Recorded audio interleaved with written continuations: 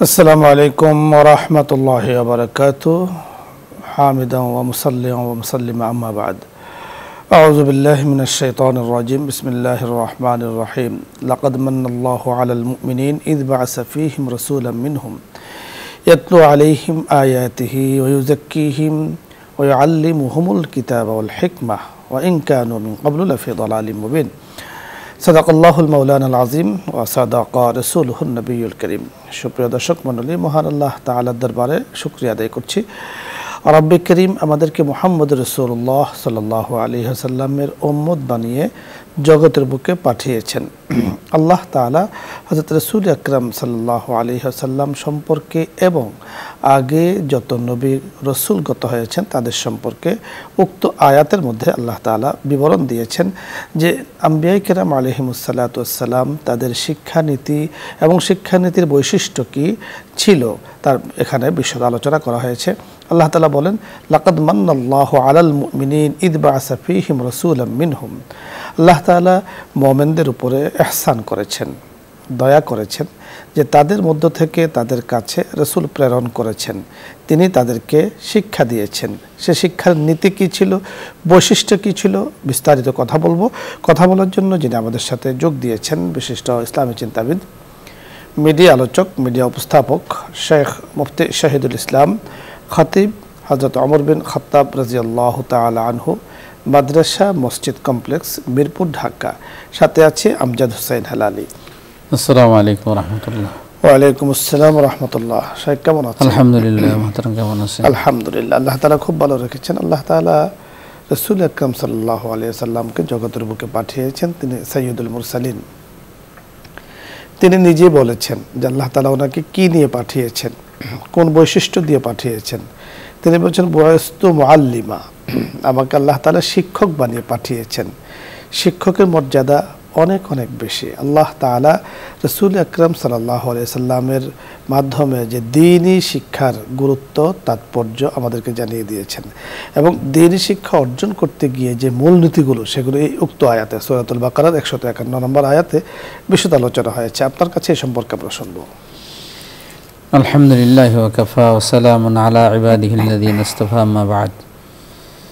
আল্লাহ রাব্বুল আলামিনের দরবারে লাখ কোটি শুকর যে আল্লাহ তাআলা আমাদেরকে একটি অত্যন্ত যুগোপযোগী বিষয় নিয়ে আলোকপাত করার জন্য আমাদেরকে নির্বাচিত করেছেন।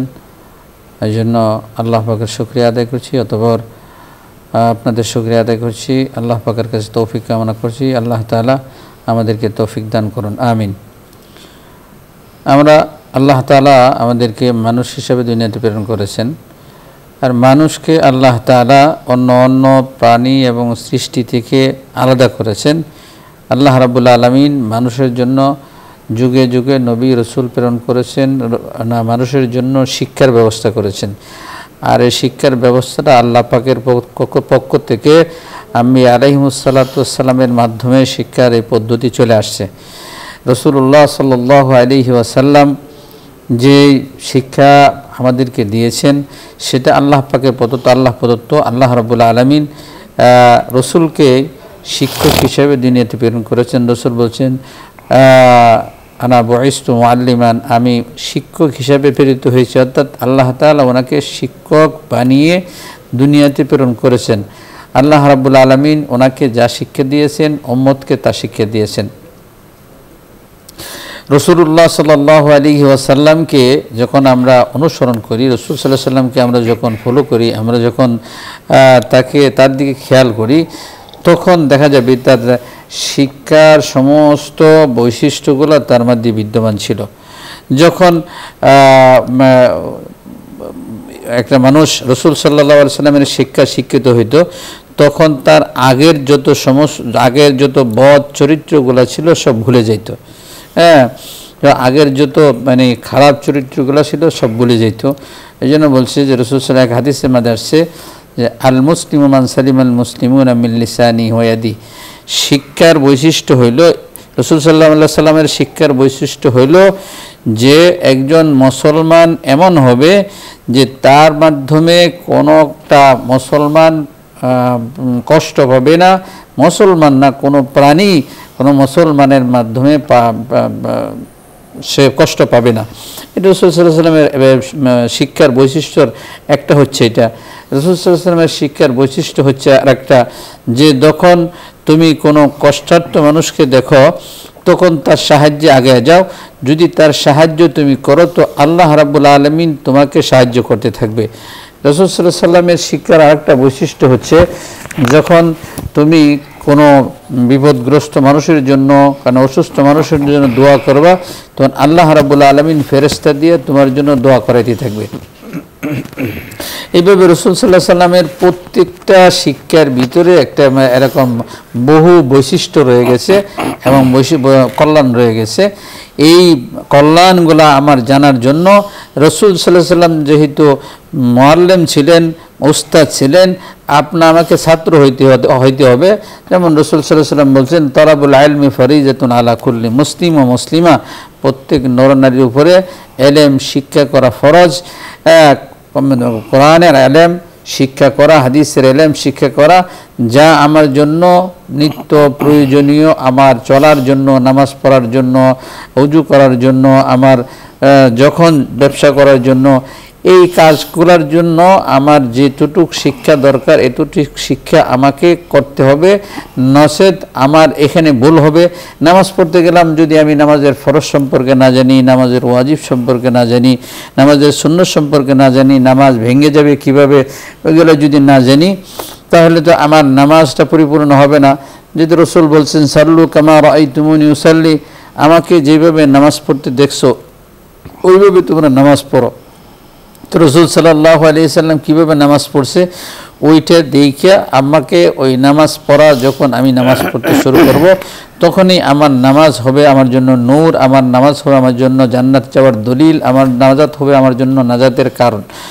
এই জন্য রাসূল সাল্লাল্লাহু আলাইহি ওয়াসাল্লামের শিক্ষা যখন আমার মধ্যে আসতে থাকবে, তখন আমার অন্ধকার যেটা আছে, আমার মানে ভিতরে জুলুম যেটা আছে, শিরিক যেটা আছে, বিদআত যেটা আছে, কুফর যেটা আছে, রাসূল সাল্লাল্লাহু আলাইহি ওয়াসাল্লামের এই শিক্ষার আলোতে ওই বেদাতের অন্ধকার, শিরিকের অন্ধকার সবগুলো দূরীভূত হয়ে যাবে।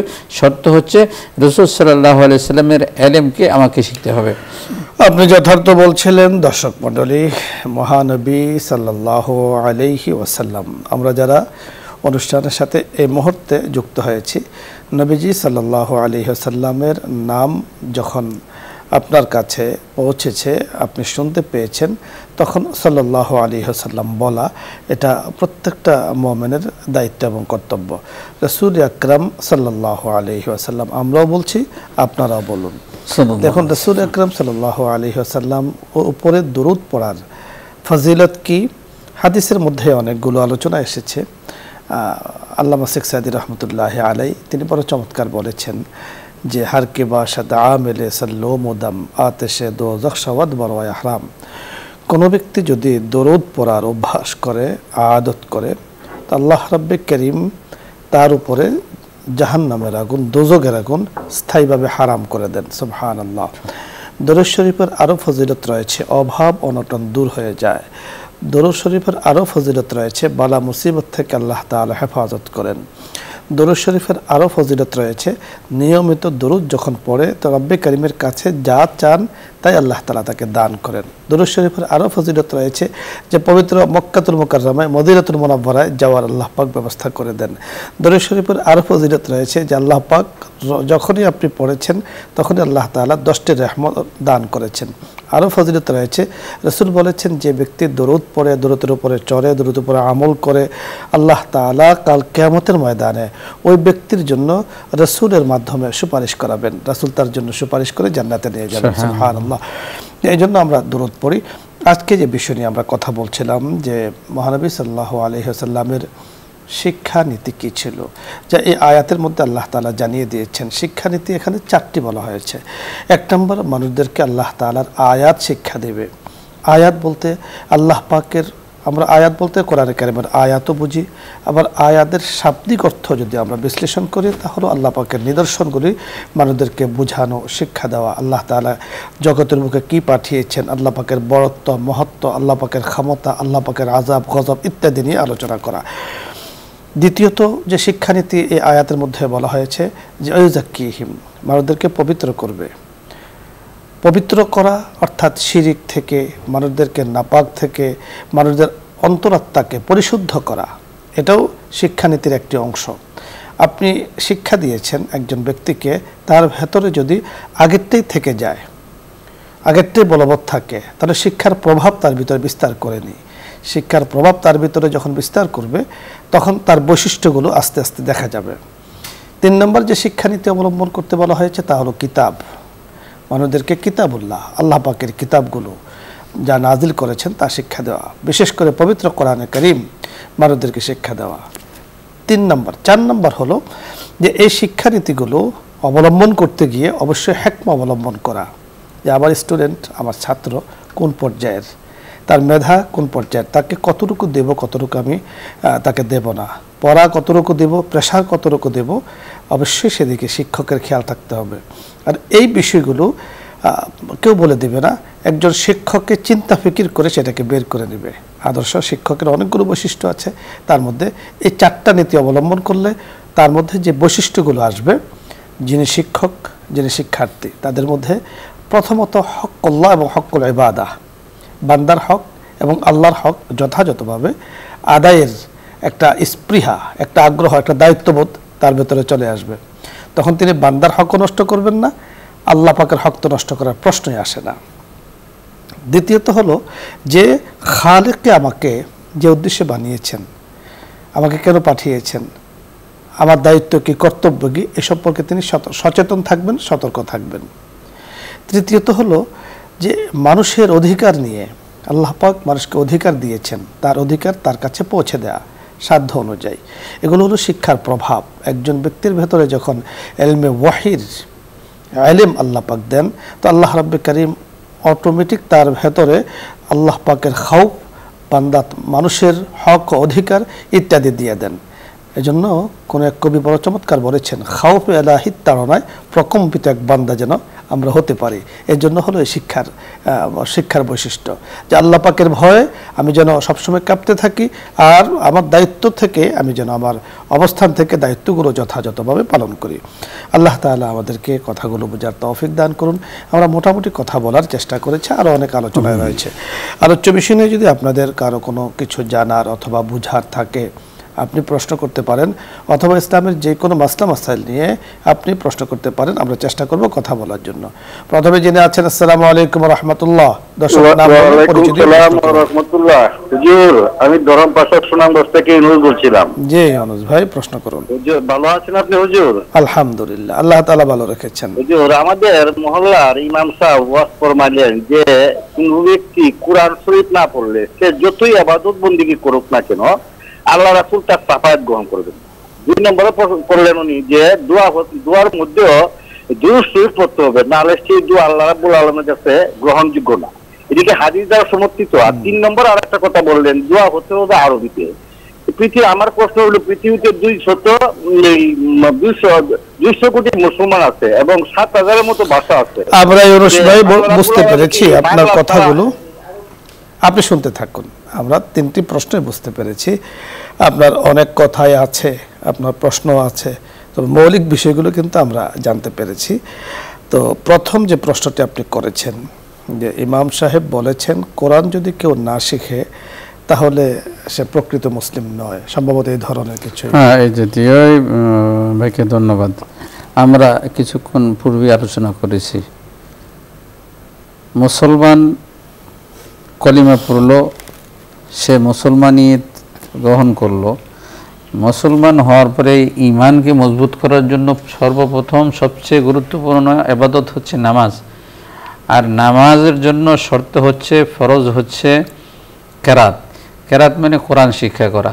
তাহলে কোরআন যদি শিক্ষা না করে, প্রকৃত মুসলমান সে তো হওয়ার মানে প্রশ্নে থাকে না। তাকে কোরআন শিখতে হবে, সে কম শিখুক আর বেশি শিখুক, কোরআন তার ভিতরে শিখতে হবে।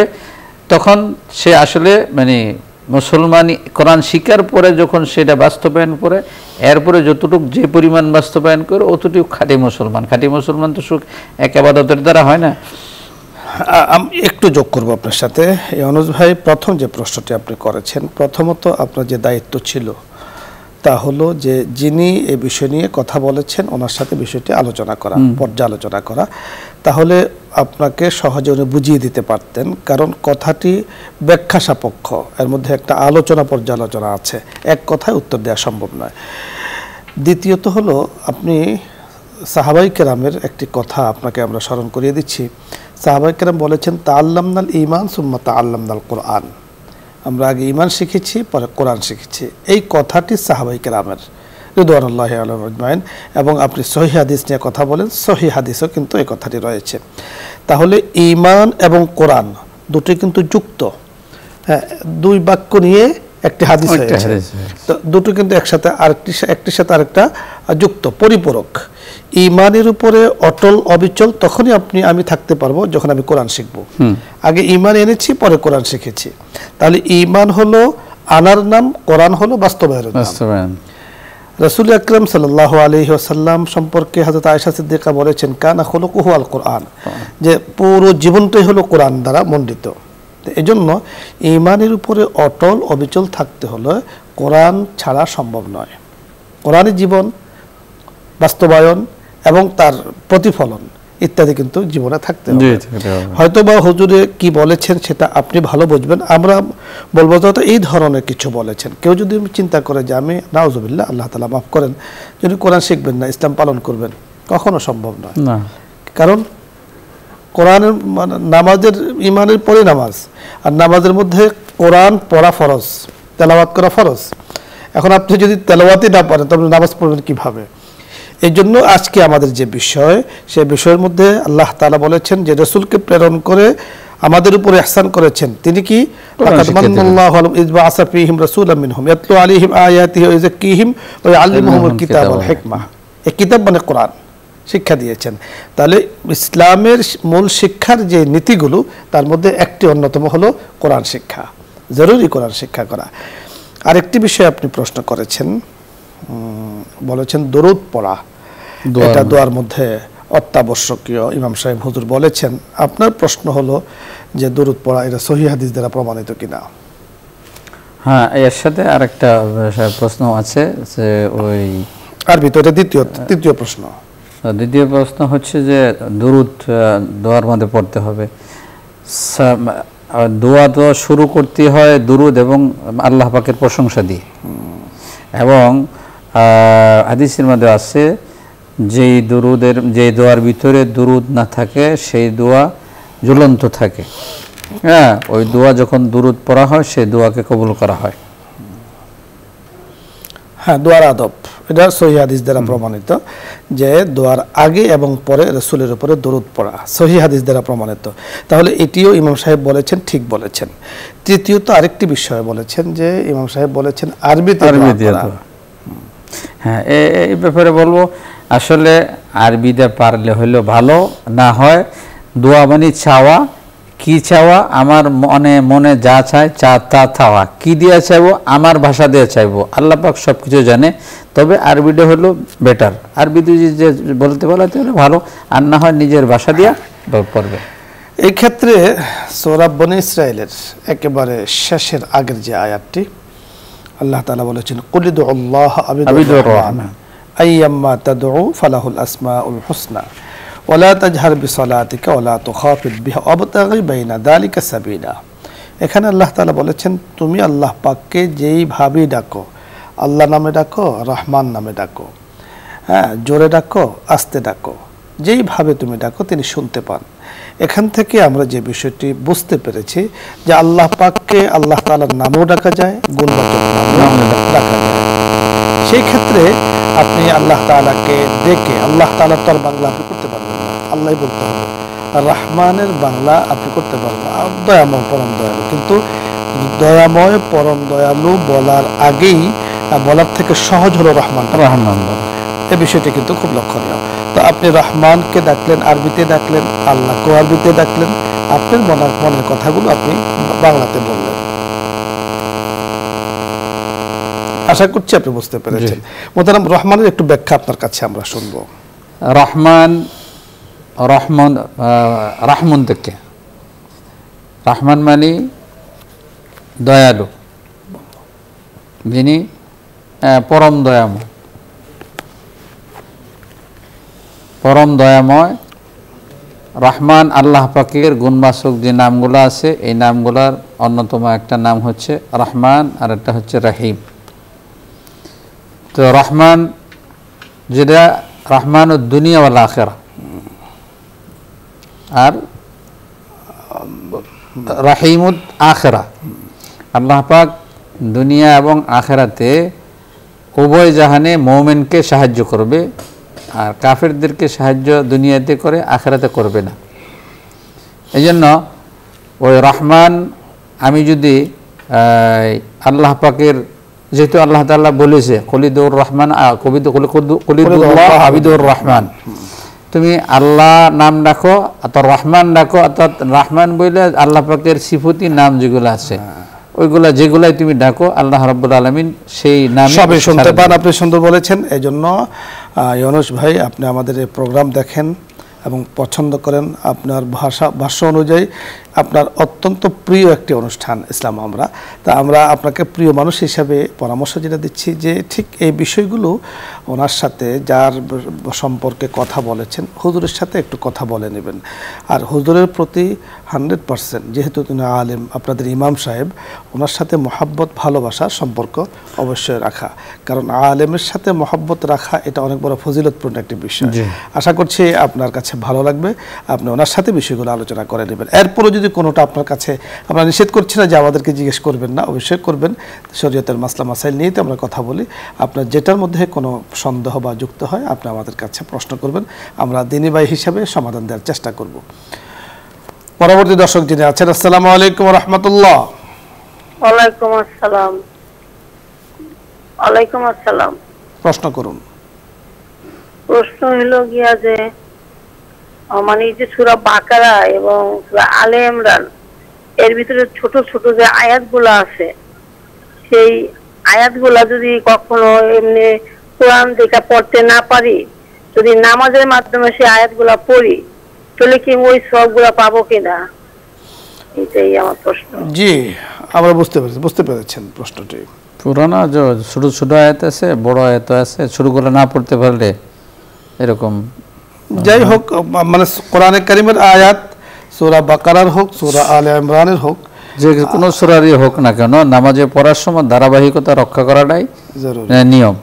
হ্যাঁ, যদি আপনি অন্তত 3 আয়াত, ছোট 3 আয়াত ধারাবাহিক পড়তে হবে, না হলে নামাজের সমস্যা হয়ে যাবে। এরপরেও যদি মাঝে মাঝে ছুটে যায় বা কিছু হয়ে যায়, এরপর নামাজ আপনার হয়ে যাবে, সমস্যা নেই। সম্ভবত আরেকটি বিষয় আপনার জানার বিষয় যে ফজিলতপূর্ণ যে আয়াতগুলো আছে, যেমন আমানার রাসূল, এরকম আলে ইমরানে বিভিন্ন সূরাতে আয়াত আছে, এই আয়াতগুলো ফজিলত। তো নামাজের মধ্যে এই ফজিলতপূর্ণ আয়াতগুলো পড়লে সেই ফজিলতটা পাওয়া যাবে কিনা? অবশ্যই পাওয়া যাবে। হ্যাঁ, অবশ্যই। আমরা পরবর্তী দর্শকের কথা শুনবো। জি, আসসালামু আলাইকুম ওয়া রাহমাতুল্লাহ। আসসালামু আলাইকুম। ওয়ালাইকুম আসসালাম। ওয়ালাইকুম আসসালাম। আসসালামু আলাইকুম হুজুর। ওয়ালাইকুম আসসালাম। হুজুর, এই যে রোগ মুক্তির জন্য আমরা সূরা ফাতিহা পাঠ করি সকাল সন্ধ্যা, আপনি বলছিলেন যে বিসমিল্লাহ সহ আলহামদুলিল্লাহ এই সূরাটা পড়তে, তো ওইটা কি হুজুর মেয়েদের যখন পিরিয়ড হয় তখন কি ওটা পড়া যাবে ওই সূরা? আমরা বুঝতে পেরেছি, ধন্যবাদ আপনাকে। এই আমলটি অত্যন্ত বরকতপূর্ণ আমল।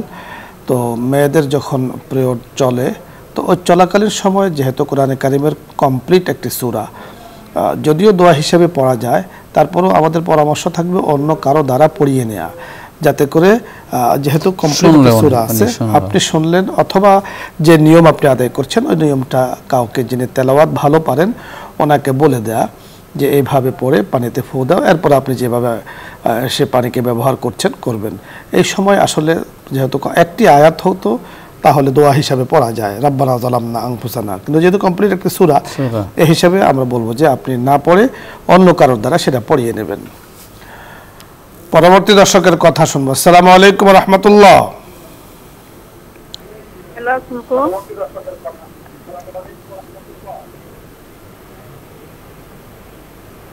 দর্শক প্রশ্ন করুন। এটা কি নিউজ 24? জি, নিউজ 24। একটু জোরে বলুন। আমি আমি আপনাদের অনুষ্ঠানটা প্রতিদিন দেখি। জি, হ্যালো, আমার একটা প্রশ্ন আছে। বলুন প্রশ্ন।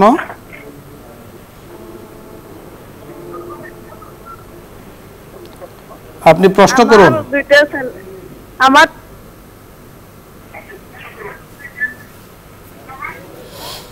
সম্ভবত কানেক্টেড হচ্ছে না, আপনি আরেকবার চেষ্টা করুন। পরে দর্শক যিনি আছেন, আসসালামু আলাইকুম। দর্শক পরিচয় বলে প্রশ্ন করুন। ওয়ালাইকুম আসসালাম। হুজুর, জি, আপনি প্রশ্ন করুন। হুজুর, জি, আমরা এই যে মসজিদে যে থাই গ্লাস আছে, এই গ্লাসে যে ছবি দেখা যায়, এতে কি নামাজ হবে? বুঝতে পেরেছেন? জি, আমরা আলোচনা করছি, আপনি শুনতে থাকুন। হ্যাঁ, মসজিদের থাই গ্লাস ছবি দেখা যায়, এতে নামাজ হবে কিনা? হ্যাঁ, নামাজ হবে। তবে ওই থাই গ্লাস লাগানোর সময় এটা খেয়াল করা যেন ছবি না বাসে, এরকম খেয়াল করে মানে গ্লাস লাগানো। তবে থাই গ্লাসের ছবি আসলে নামাজ হবে, এতে কোনো সমস্যা হবে না। থাইয়ের সামনে দাঁড়ায় সামনে দাঁড়াইলে ছবিটা দেখা যায়, সেক্ষেত্রে নামাজের খুশু খুজুর বিঘ্ন হতে পারে। এই জন্য পর্দা টেনে নেয়া, বাট ওই ছবি দিকে নজর পড়লে নামাজের সমস্যা হবে না, না নেওয়াটাই উত্তম। আমরা পরবর্তী দর্শকের কথা শুনবো। জি, আসসালামু আলাইকুম রহমতুল্লাহ।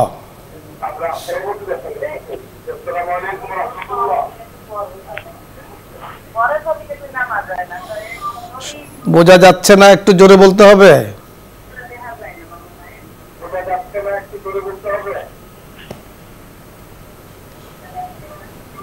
আপনাকে ধন্যবাদ। পরবর্তী দর্শক। জি, আসসালামু আলাইকুম।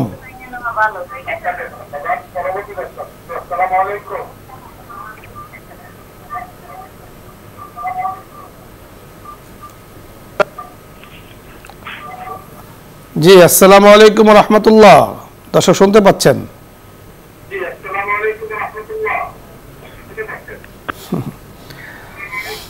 দর্শক আপনি চেষ্টা করছেন, সম্ভবত কানেকশন পাচ্ছেন না। পরবর্তী দর্শকের কথা শুনবো। আসসালামু আলাইকুম রহমতুল্লাহ। ওয়ালাইকুম আসসালাম। প্রশ্ন করুন। হ্যালো, জি, আপনি কথা বলুন। বলি আমাকে কম। হুজুর, আসরের নামাজের আগে 4 রাকাত সুন্নাত নামাজ পড়া উত্তম। যদি এই নামাজ না পড়ে, যদি উমরি কাজা 4 রাকাত নামাজ পড়ি, তাই কি ভালো হবে নাকি? জি, আমরা কথা বলছি, আপনি শুনতে থাকুন। ধন্যবাদ। আসলে যে ইবাদতটা যখন করার দরকার ওইখানে করাটাই উত্তম। আসরের ফরজের আগে 4 রাকাত নফল আছে, ওই সময় নফলটা পড়াটাই উত্তম, বেটার। কারণ এখানে একটা ফজিলতের কথা বলা হয়েছে, যে ব্যক্তি এই 4 রাকাত নামাজ পড়বে তার জন্য জান্নাতে একটা ঘর দেওয়া হবে, বা আরও ফজিলতের কথা বলা হয়েছে। তাহলে ওই সময় এটা না পড়ে যদি কাজা পড়ে তবু হয়, তবে এখানে এই সুন্নতটা পড়াটা উত্তম। বাট আপনার জীবনে যেহেতু কাজা নামাজ রয়েছে, সেটাও পড়া, কারণ একটা হলো নফল আর একটা হলো দায়িত্ব। দায়িত্বের মধ্যে আপনি আপনার ভেতরে একটা অনুশোচনা অনুভূতি কাজ করছে, এই জন্য যথাসম্ভব কাজাগুলোকে তাড়াতাড়ি আদায় করে শেষ করে নেওয়া। পরবর্তী দর্শকের কথা শুনবো। আসসালামু আলাইকুম রহমতুল্লাহ।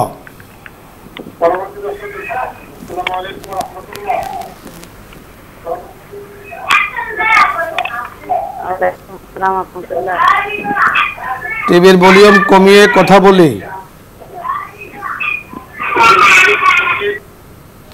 আমরা পরবর্তী দর্শকের কথা শুনবো। আসসালামু আলাইকুম। আসসালামু আলাইকুম। ওয়ালাইকুম আসসালাম রহমতুল্লাহ। আমি বগুড়ার থেকে নূর মোহাম্মদ বলছি। জি, বগুড়ার থেকে নূর মোহাম্মদ বলছি। বলুন। প্রশ্ন হলো যে আমি 2010 সনে হজ করছি, তারপরের থেকে আমার কোনো যাকাত কাজা নাই, কিন্তু ওই হজের আগে প্রচুর দান করছি, হিসাব করে যাকাত দেইনি। এখন কি করা উচিত? জি, নূর মোহাম্মদ ভাই, আপনি শুনতে থাকুন, আমরা কথা বলছি। বুঝতে পেরেছেন? আমি যতটুকু বুঝতে পেরেছি, মানে 10 সালে হজ করছে, হজের পরে আর জাকাত দিতে পারছে না, আগে যাকাত দিয়েছে। আগে জাকাত দিয়েছে। তো জাকাত তো তখনই দিতে হয় যখন জাকাত ফরজ হয়, ওই পরিমাণ মাল থাকে। যদি আমরা নূর মোহাম্মদ ভাইকে বলবো, যদি আপনার হিসাব করার পরে জাকাতের উপযুক্ত না হন আপনি, তাহলে জাকাত না দিলে তো আপনার গুনাহ নাই। তবে আপনি সঠিকভাবে হিসাব করতে হবে, দেখতে হবে আসলে আপনি জাকাতের যোগ্য কিনা, তাহলে জাকাত দিতে হবে। এছাড়া জাকাত ছাড়াও অন্য অন্য দান সৎকার তো রয়ে গেছে, সেটা আপনি করতে পারেন। আর জাকাতের ব্যাপারটা আপনাকে হিসাব করাইতে হবে স্থানীয় কোনো উলামায়ে কেরামদের মাধ্যমে। সেটি আপনি হজের পরে জাকাত দেননি মানে জাকাত আপনার উপরে, আপনি যেমনটি বলছেন যে আপনি আগে জাকাত দিয়েছেন, তার মানে মাসলা মাসাইল আপনার জানা আছে, এখন দেননি কি কারণ সেটা আপনি ভালো জানেন। যদি জাকাত ফরজ না হয় তাহলে তাক্ষেপের কিছু নেই। আর যদি জাকাত আপনার উপর ওয়াজিব হয়ে থাকে, আপনি না দেন, তাহলে হিসেব করে পুরো দিয়ে দিতে হবে। 10 সালের পর থেকে 11 সাল থেকে নিয়ে 24 সাল পর্যন্ত সকল দিতে হবে যদি আপনার উপরে আর যদি ওয়াজিব না হয়ে থাকে তাহলে আক্ষেপের কিছু নেই। আল্লাহ পাক যেভাবে রাখেন আলহামদুলিল্লাহ। পরবর্তী দর্শকের কথা শুনবো। আসসালামু আলাইকুম ওয়া রাহমাতুল্লাহ। ওয়ালাইকুম আসসালাম। আসসালামু আলাইকুম ওয়া রাহমাতুল্লাহ।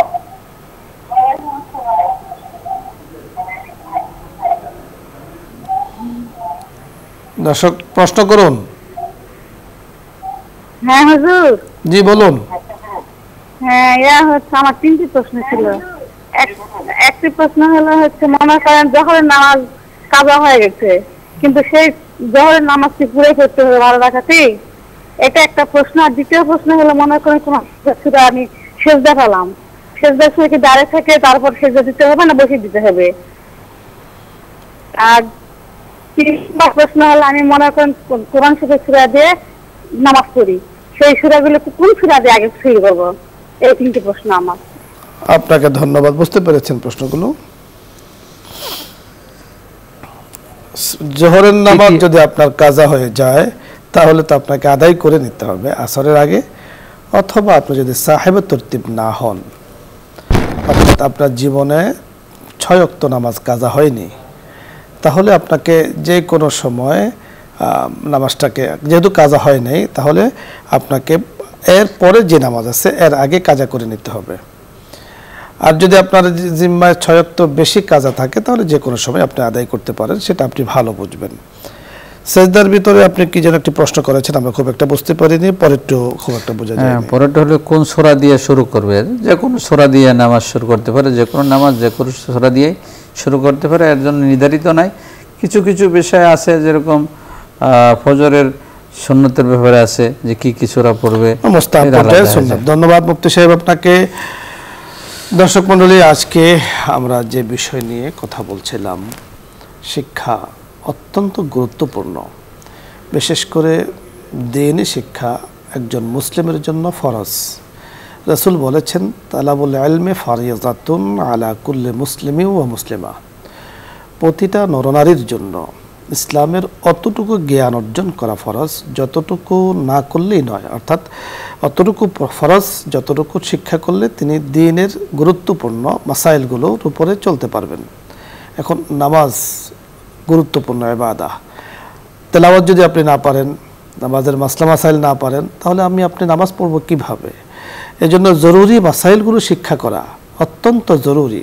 নামাজের ফরজ কয়টি, ওয়াজিব কয়টি, অন্তত এগুলো জানা থাকা জরুরি, তাহলে আমার নামাজটা সুন্দর হবে। আমি রোজা রাখছি, রোজার জন্য কোনটি ফরজ, কোনটি ওয়াজিব, কিভাবে রোজা রাখতে হয় সেটা আমাকে জানা থাকতে হবে। এজন্য রাসূল আকরাম সাল্লাল্লাহু আলাইহি ওয়াসাল্লাম আমাদেরকে বলে দিয়েছেন উতলুবুল ইলম, ইলম তালাশ করতে, অর্থাৎ দ্বীনি ইলম তালাশ করতে। আর দ্বীনি ইলম অন্বেষণ করার পরে যিনি তার উপরে বাস্তবায়ন করবেন, চলবেন, তার পরজগৎ কিন্তু সুন্দর হবে। কবরে যাওয়ার পরে 3টি প্রশ্ন আসবে, 3টি প্রশ্নের উত্তর তখনই সহজ হবে যখন দ্বীনি ইলম অনুযায়ী আমি আমল করব। আর আমল যদি না থাকে তাহলে ঈমানের উপরও ঈমানটাও টালমাটাল হয়ে যায়। আল্লাহ রাব্বুল কারীম আমাদেরকে কোরআনের শিক্ষা, হাদিসের শিক্ষা, দ্বীনি শিক্ষা, শরীয়তের শিক্ষা অর্জন করার তৌফিক দান করুন। সকলে ভালো থাকুন, আগামী অনুষ্ঠানগুলোর সাথে থাকুন, এই আশাবাদ ব্যক্ত করে আজকের মতো শেষ করছি। আসসালামু আলাইকুম ওয়া রাহমাতুল্লাহি ওয়া বারাকাতুহু। দোয়া হবে, দরুদ ইস্তিগফার পাঠ করি।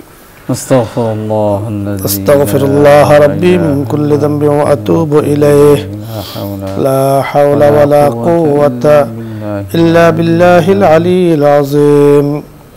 اللهم صل على محمد وعلى آل محمد كما صليت على إبراهيم وعلى آل إبراهيم إنك حميد مجيد اللهم بارك على محمد وعلى آل محمد كما باركت على إبراهيم وعلى آل إبراهيم إنك حميد مجيد الحمد لله رب العالمين والصلاة والسلام على أشرف الأنبياء والمرسلين ربنا ظلمنا أنفسنا وإن لم تغفر لنا وترحمنا لنكونن من الخاسرين ربنا لا تزغ قلوبنا بعد إذ هديتنا وهب لنا من لدنك رحمة إنك أنت الوهاب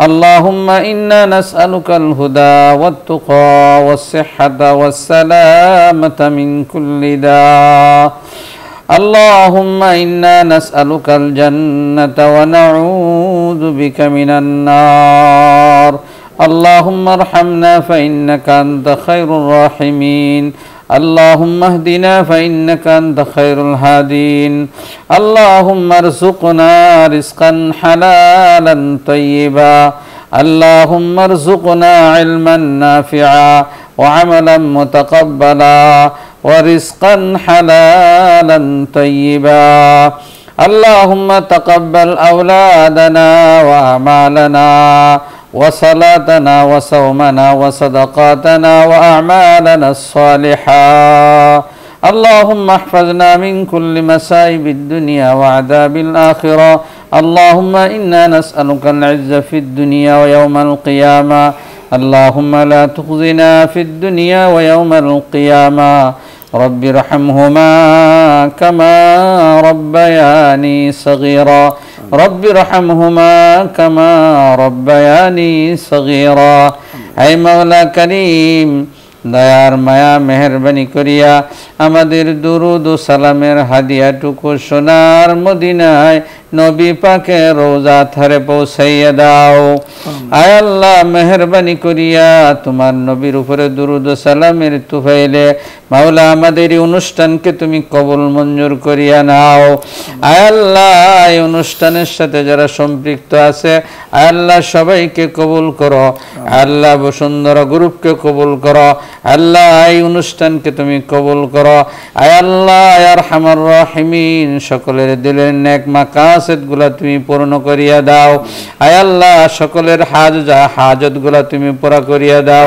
আয় আল্লাহ মেহেরবানি করিয়া আমাদের জীবনের তামাম গুনাহ খাতাগুলো মাফ করিয়া দাও আয় আল্লাহ যাদের কল্যাণে এই অনুষ্ঠান চলে আল্লাহ তাদের মা বাবা আত্মীয় স্বজন আয় আল্লাহ যারা কবর দেশে আছে সকলের কবরকে জান্নাতের বাগান বানায় দাও আয় আল্লাহ ইয়া আরহামার রাহিমিন আকরামাল আকরামিন আমরা যারা হাত তুলেছি আয় আল্লাহ ইয়া আরহামার রাহিমিন তুমি আমাদেরকে খালি ফেরত দিও না আয় আল্লাহ তুমি যদি খালি ফেরায় দাও আল্লাহ কার কাছে যাব মেহেরবানি করে দয়া করে তুমি আমাদেরকে মাফ করিয়া দাও আয় আল্লাহ মৃত্যুর সময় তো না তুমি মাওলা আমাদেরকে ঈমান নসিব করিও বেঈমান মানে কবর দেশে নিও না আয় মাওলা হাসরের ময়দানে তোমার নবীর হাতে কাউসারের পানি পান করাইও আয় আল্লাহ তোমার নবীর শাফাত তুমি নসিব করিও মাওলা আমিন আয় মাওলা ইয়া আরহামার রাহিমিন যেভাবে তোমার গোলামি করার দরকার আমরা করতে পারি না মেহেরবানি করিয়া মাওলা তোমার মকবুলিয়তের চাষে রেখে